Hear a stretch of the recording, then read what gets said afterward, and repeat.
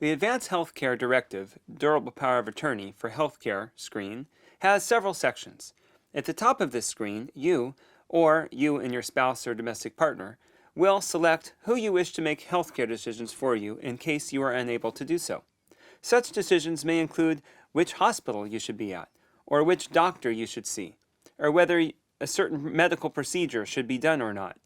The document in which you specify who will make healthcare decisions for you is called an Advanced Healthcare Directive, or a Durable Power of Attorney, or DPA, for healthcare. As with the Durable Power of Attorney for management of property, the person you choose is called your agent, and you are the principal. You do not have to choose the same people that you chose to be your agents under your DPA for management of property to also be your agents under your DPA for healthcare. It is common for someone to choose someone who is good with financial matters to be their successor trustee for their trust, executor for their will, and their agent for their DPA for management of property and financial affairs, while they choose someone else who is good with healthcare matters to be their agent under their DPA for healthcare.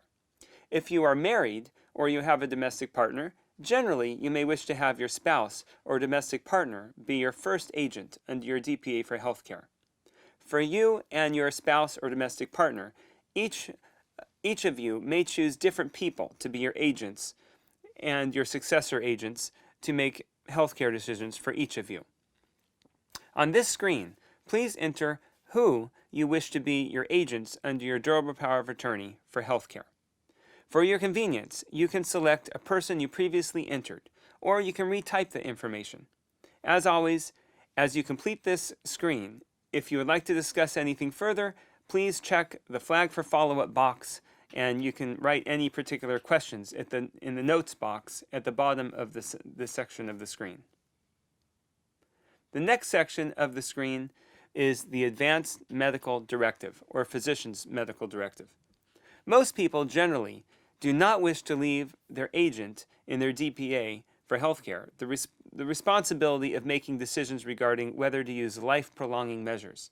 Such a decision is often very emotional and difficult. It's a difficult decision for someone to make on behalf of another person.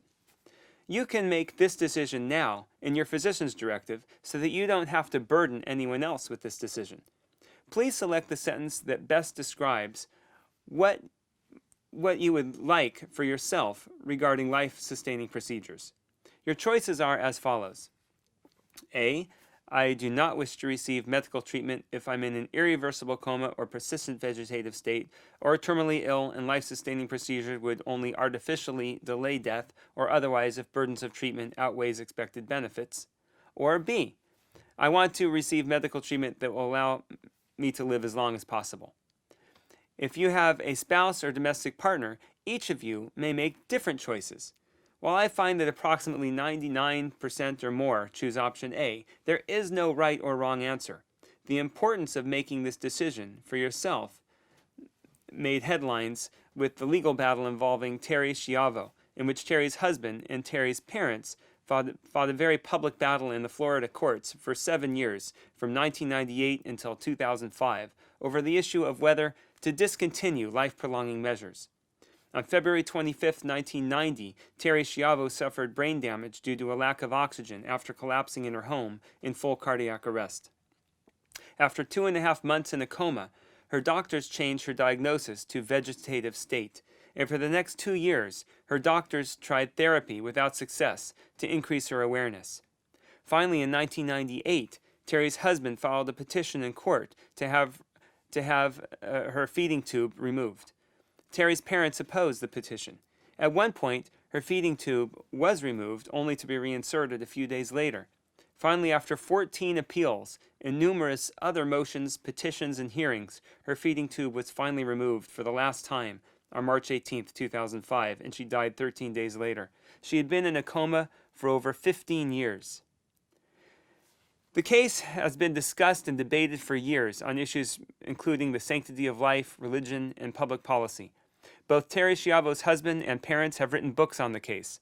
While differing viewpoints remain among people, the legal battle started because of differing viewpoints of Terry Schiavo's husband and her parents. Determining which side was right or wrong from a public policy standpoint is not what a physician's directive seeks to answer. The purpose of the physician's directive is to inform your doctor what you think is right for you. What would Terry Schiavo have wanted for herself? It was most unfortunate that Terry Schiavo's family never had a clear answer on this question because she never signed a physician's directive. It is a very important decision of whether to prolong your life by extraordinary measures when you are terminally ill or in a persistent vegetative state. Some may view it as cruel to leave the responsibility for making this decision on your behalf to someone else. Can you see leaving to your children or your parents this decision of whether or not to keep you alive? If you don't have a physician's directive, then you are leaving this decision to someone else. The physician's directive is a document in which you make the decision for yourself as to what you want for yourself as it pertains to using extraordinary measures to keep you alive when you are terminally ill or in a persistent vegetative state. The next section of this screen asks 3 questions addressing your wishes regarding anatomical bequests. Plans regarding the disposition of your remains, such as burial or cremation, and authorization of an autopsy. At the first question, please select yes or no as to whether you would like your agent to allow anatomical bequests. I remember when the first heart transplant patient lived approximately a week. Today I know 2 people who have received heart transplants, including an individual who has survived more than 10 years after receiving a heart from a donor. And this individual was lived through his 70s. These days, transplant patients receive corneas, allowing them to see, or kidneys or other organs, allowing them to live productive lives with their families and friends. While it is a wonderful thing to provide someone else the opportunity to live or to live a better life, this is a personal decision, and it is for you to make the decision that is best for you and your family, actually, it's really for you, considering your family, your religious beliefs, and how you feel. Always remember that there is no right or wrong answer. There is just the answer that is best for you. These are your documents. Next, if you have any plans regarding the disposition of your remains, such as burial or cremation, you can write that in the box provided. You can write the name and address and phone number of the mortuary and indicate that what you have prepaid, or you can simply write leave to agent's discretion. Or you can simply write cremation or burial, or you can provide for burial at your cemetery or of your particular religion or location. Whatever you don't specify will be left to your agent's discretion. Next, please answer yes or no as to whether you would like your agent to authorize an autopsy. An autopsy is generally not performed, but may be desired in cases of crime or public safety. That is, to solve a crime or resolve a public safety concern, such as discovering or tracking a new strain of flu. However, if you have strong beliefs about not having an autopsy, you can indicate that here by checking no. As always, as you complete this screen, if you don't know an answer now, or you would simply like to discuss or follow up later with a question, just check the flag for follow-up box, and you can also write any particular questions in the notes box at the bottom of the screen.